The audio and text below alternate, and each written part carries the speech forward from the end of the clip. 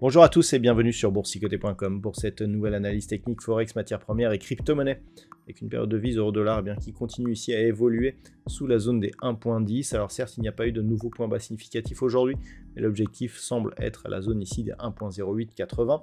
Donc on a bien cassé ici cette zone horizontale.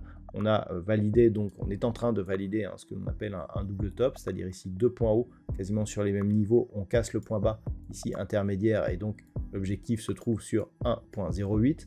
Donc on est à mi-chemin pour trouver justement cet objectif. Et globalement, on a un objectif intermédiaire, enfin un support intermédiaire ici sur 1.0880.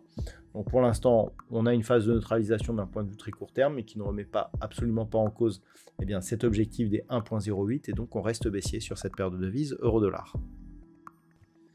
La paire de devises livre sterling contre dollar américain, toujours ici dans une phase très court terme qui est baissière. Toutefois, ce que l'on peut observer, c'est que cette zone ici de point haut, qui était devenue support, elle agit toujours comme support sur cette phase. Donc d'un point de vue moyen terme, tout n'est pas perdu, on reste toujours dans une dynamique potentiellement haussière. Et ce sera le cas tant que l'on restera ici au-dessus de cette zone des 1.30. Par contre, en cas de rupture, là clairement, on pourrait connaître une accélération du mouvement baissier en direction ici de précédents points bas significatifs, comme ici ce niveau des 1.2685 ou encore celui des 1.2610. Nous avons d'autres zones horizontales mais qui sont maintenant un peu moins significatives. Globalement, on est ici dans une zone de neutralisation puisqu'on voit ici que la dynamique haussière est interrompue. On a un point bas ici qui, même s'il n'a pas cassé, est quasiment équivalent au précédent.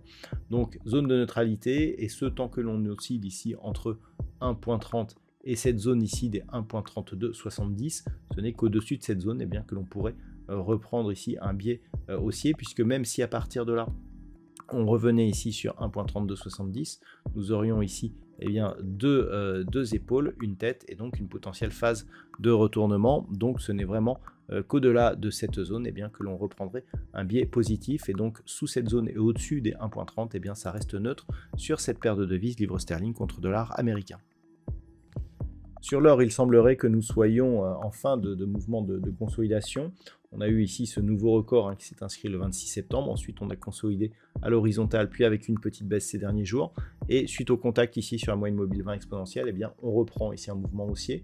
Alors pour l'instant, pas de record. On est sur un niveau proche des 2660 $ l'once. Mais on est bien parti ici pour inscrire une dynamique qui pourrait inscrire donc de nouveaux record.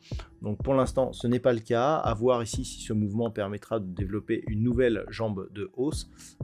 La configuration technique en tout cas ne donne pas de signe qui pourra aller à l'inverse de cette tendance. Il faudra observer toutefois si dans la pérennité on ne commence pas à avoir des mouvements des signaux d'affaiblissement. Mais en tout cas pour l'instant il semblerait que ce soit la hausse qui veuille reprendre sur donc le métal jaune.